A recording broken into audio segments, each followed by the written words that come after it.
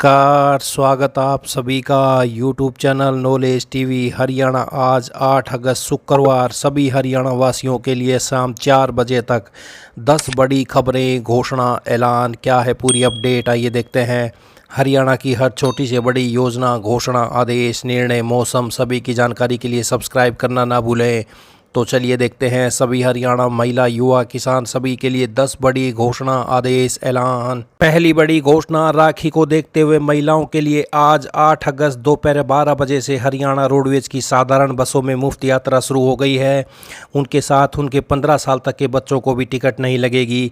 यह सुविधा कल यानी 9 अगस्त की रात 12 बजे तक जारी रहेगी। सरकार का कहना है कि महिलाएं बसों में राज्य के अलावा चंडीगढ़ और दिल्ली भी जा सकेंगी। बस पकड़ने में महिलाओं को कोई दिक्कत न आए, इसके लिए सभी जिलों के बस स्टैंड पर हेल्प डेस्क भी बनाए गए हैं। साथ ही उत्तर पश्चिमी रेलवे ने रक्षाबंधन को देखते हुए 2 स्पेशल ट्रेन चलाने का भी निर्णय लिया है। दोनों ट्रेनें हरियाणा होकर राजस्थान और महाराष्ट्र जाएंगी। तो लोगों के काफ़ी सवाल हैं, कब से कब तक सुविधा रहेगी। सरकार की ओर से जारी आदेशों में कहा गया है कि शुक्रवार दोपहर 12 बजे से शनिवार रात 12 बजे तक यह सुविधा मिलेगी। सिर्फ रक्षाबंधन मनाने जा रही महिलाओं के लिए ही क्या बस सर्विस फ्री है? नहीं, सरकार ने रक्षाबंधन को देखते हुए सभी महिलाओं के लिए बस सर्विस फ्री की है। तो रोडवेज फ्री बस सेवा का लाभ पूरे हरियाणा, दिल्ली और चंडीगढ़ तक उठा सकते हैं। तो वहीं 15 साल तक के बच्चों को बस में आईडी, आधार कार्ड दिखानी होगी, तभी पता चल सकेगा कि बच्चा कितने साल का है। तो वहीं प्राइवेट बसों में आदेश मान्य नहीं होंगे। प्राइवेट बसें पहले की तरह किराया वसूल करेंगी। तो ये लोगों के बड़े प्रश्न थे। आइए अगली बड़ी घोषणा देखते हैं। हरियाणा में ग्रुप सी के पदों को भरने के लिए हुए सीईटी में नॉर्मलाइजेशन फार्मूला लागू होगा। इस फार्मूले से एचएसएससी चारों शिफ्ट में हुए पेपर की कठिनाई के अनुसार नंबरों को बराबर करेगा। कमीशन के चेयरमैन ने शुक्रवार को सोशल मीडिया पर लिखा, नॉर्मलाइजेशन को लेकर यदि आप सभी के पास कानूनी तौर पर मान्य कोई अच्छा सुझाव है तो उसे आप भेज सकते हैं। आयोग उस पर विचार करेगा। हम आप सभी को आश्वस्त करते हैं कि नॉर्मलाइजेशन के बाद किसी को भी कोई शिकायत नहीं होगी। एग्जाम के 2 दिन में आंसर की जारी करने के बाद चेयरमैन ने कहा था कि 1 महीने के अंदर रिजल्ट जारी हो जाएगा। तो वहीं चेयरमैन ने कहा कि अभ्यर्थियों से मिली सूचना में कई बार देखा गया है कि कुछ लोग कोर्ट केस के नाम पर अभ्यर्थियों को बहका कर पैसे वसूलते हैं, जिसका परिणाम यह रहता है कि वह केस बिना किसी आधार या तथ्य के ही फाइल कर दिया जाता है, जिससे आपको कोई फ़ायदा नहीं होता और आपके पैसे डूब जाते हैं। दूसरा, पैसे मिलने के बाद कोर्ट में केस ही नहीं करते और पैसे लेकर भाग जाते हैं। ये लोग केस करने के लिए आपसे 500-600 रुपये मांगते हैं। पैसे कम होने की वजह से आप उन्हें पैसे भी दे देते हैं, पर आप लोगों की संख्या इतनी अधिक होती है कि उसकी वजह से उनके पास लाखों की रकम इकट्ठी हो जाती है। इसलिए अभ्यर्थी ऐसे किसी बहकावे में न आए, कोई भी निर्णय सोच समझ कर लें ताकि आपका नुकसान न हो। तो एचएसएससी चेयरमैन बड़ा बयान। आइए अगली बड़ी घोषणा देखते हैं। फसल अवशेष प्रबंधन हेतु किसानों को कृषि यंत्रों पर भारी अनुदान।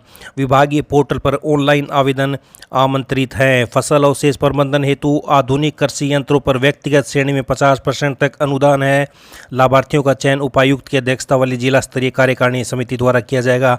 चयन के बाद किसान अपनी पसंद के सूचीबद्ध यंत्र निर्माताओं से खरीद कर सकते हैं। कृषि यंत्र निर्माता पोर्टल पर पंजीकरण कर मशीनों की आपूर्ति हेतु पात्र बने। तो ऑनलाइन आवेदन की अंतिम तिथि 20 अगस्त 2025। तो ये बड़ी अपडेट। अधिक जानकारी के लिए टोल फ्री नंबर भी आप देख सकते हैं अथवा जिला कृषि उप निदेशक से संपर्क भी कर सकते हैं। तो ये भारी अनुदान मिल रहा है फसल अवशेष प्रबंधन हेतु किसानों को कृषि यंत्रों पर। बड़ी अपडेट। आइए अगली बड़ी घोषणा देखते हैं। गरीब महिलाओं को अब स्वरोजगार के लिए बैंकों से आसानी से ऋण मिल जाएगा। मुख्यमंत्री अंत्योदय परिवार उत्थान योजना के अंतर्गत पूरे प्रदेश में विशेष शिविर आयोजित किए जाएंगे। हर घर हर गृहिणी योजना की समीक्षा करते हुए मुख्यमंत्री ने कहा कि गाँव में विशेष कैंप लगाकर पात्र परिवारों को योजना से जोड़ा जाए। कैंप में ही बैंक खाता लिंक कराने की व्यवस्था हो ताकि सभी पात्र अंत्योदय परिवारों को 500 रुपये में गैस सिलेंडर उपलब्ध हो सके। अब तक लगभग 18 लाख परिवार इस योजना से जुड़ चुके हैं। बैठक में बताया गया कि कामकाजी महिलाओं को सुरक्षित आवास प्रदान करने के लिए हर जिले में महिला छात्रावास स्थापित करने की योजना है। पहले चरण में 4 जिले पंचकुला, फरीदाबाद, गुरुग्राम और सोनीपत में महिला छात्रावास का निर्माण प्रक्रियाधीन है। तो ये बड़ी अपडेट। आइए अगली बड़ी घोषणा देखते हैं। हरियाणा में ग्रुप डी के लिए कॉमन एलिजिबिलिटी सीईटी का इंतजार कर रहे युवाओं के लिए अच्छी खबर है। एचएसएससी जल्द ही ग्रुप डी के लिए सीईटी का शेड्यूल जारी करेगा। इसके लिए विज्ञापन तैयार किया जा रहा है। इसमें बताया गया कि परीक्षा कितने अंक की होगी, कितनी योग्यता होगी। सूत्रों का कहना है कि आयोग जल्द ही ग्रुप डी के सीईटी पोर्टल खोलेगा। इस पर सीईटी के लिए पंजीकरण हो सकेंगे। अभी यह तय नहीं किया गया है कि कितने समय के लिए पोर्टल को खोला जाएगा। हालांकि अब किसी भी समय पोर्टल को खोला जा सकता है।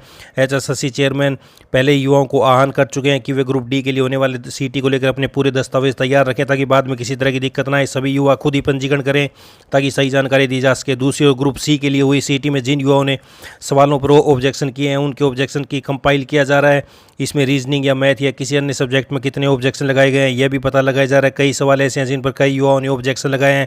सभी ऑब्जेक्शन को कंपाइल करने के बाद एक्सपर्ट कमेटी के पास भेजा जाएगा ताकि यह पता लगाया जा सके कि ऑब्जेक्शन सही है या नहीं। ऑब्जेक्शन सही पाए गए तो आंसर की दोबारा से जारी होगी। ग्रुप सी के सीटी को लेकर रिजल्ट की तैयारी भी तेज़ी से चल रही है। बहुत संभव है कि अगस्त में ही रिजल्ट जारी कर दिया जाए। तब तक ग्रुप डी के लिए पोर्टल पर पंजीकरण भी पूरे हो जाएंगे। इसके बाद ग्रुप डी का सीटी भी होना है। तो ग्रुप सी के सीटी का परिणाम जारी करने की भी तैयारी है। ग्रुप डी के लिए पोर्टल खोलने की तैयारी है। तो हरियाणा में ग्रुप डी की परीक्षा में 3 दिन के 6 सत्रों में परीक्षा हो सकती है। ग्रुप डी की आयोग के पास पहले से ही सभी सेंटरों की सूची है क्योंकि इन सेंटरों पर हाल में ही ग्रुप सी के लिए सीटी कराया गया था। तो अब कभी भी पोर्टल खुल सकता है ग्रुप डी के लिए। तो सीटी ग्रुप सी युवाओं के लिए एक और बड़ी खबर है। करेक्शन पोर्टल को कभी भी खोला जा सकता है। करेक्शन पोर्टल में आप सुधार कर सकते हैं। तो ये भी बड़ी अपडेट। आइए अगली बड़ी घोषणा देखते हैं। आयुष्मान भारत योजना के तहत बकाया राशि जारी नहीं होने के विरोध में हरियाणा के सभी 22 जिलों में निजी अस्पतालों में बृहस्पतिवार को इस योजना के तहत इलाज नहीं हुआ।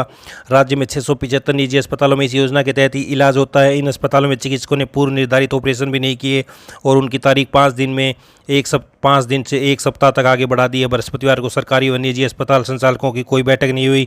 हालांकि स्वास्थ्य विभाग के अतिरिक्त मुख्य सचिव का कहना है कि इंडियन मेडिकल एसोसिएशन के साथ बातचीत चल रही है। निजी अस्पतालों में आयुष्मान के तहत इलाज नहीं होने के कारण कई जिलों के सरकारी अस्पतालों में ओपीडी में मरीजों की संख्या बढ़ गई। निजी अस्पतालों से आयुष्मान भारत कार्ड धारकों को लौटाया जाता रहा। हालांकि अधिकतर जिलों में अस्पतालों में जो मरीज पहले से दाखिल हैं उनका इलाज किया जा रहा है। तो हरियाणा में आयुष्मान योजना के तहत निजी अस्पतालों में बृहस्पतिवार को नहीं हुआ इलाज। तो कई अस्पतालों ने हफ्ते तक टाले ऑपरेशन। मरीजों की परेशानी के लिए सरकार जिम्मेदार, ये कहना है आईएमए। सरकार से आईएमए की बृहस्पतिवार को कोई बैठक नहीं हुई। एसीएस बोले प्रयास जारी है। तो ये बड़ी अपडेट। आइए अगली बड़ी घोषणा देखते हैं। हरियाणा विद्यालय शिक्षा बोर्ड की जुलाई महीने में हुई 10वीं शैक्षणिक परीक्षा का परिणाम घोषित कर दिया। परिणाम में 45.15% परीक्षा में सफलता पाई है। यह परिणाम बोर्ड की आधिकारिक वेबसाइट पर देखा जा सकता है।